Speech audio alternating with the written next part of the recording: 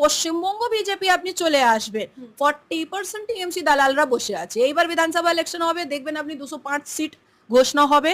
আপনি বিজেপিতে দেখবেন আবার শ্রাবন্তীকে টিকিট পেয়ে গেছে, আবার নুসরাতের যা বয়ফ্রেন্ড আছে, যার বাচ্চাটা নিয়ে ঘুরছে, জোশ ব্যানার্জি টিকিট পেয়ে গেছে।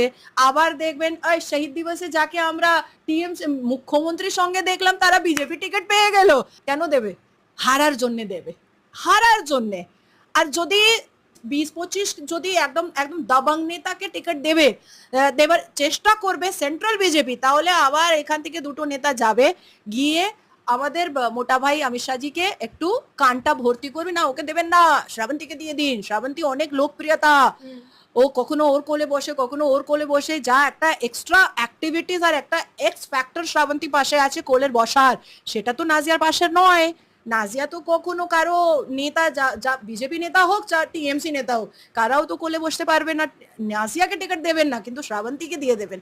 যতক্ষণ বিজেপিতে টিএমসি দালাল থাকবে, ততক্ষণ আমরা এখানে রাম বাংলা করতে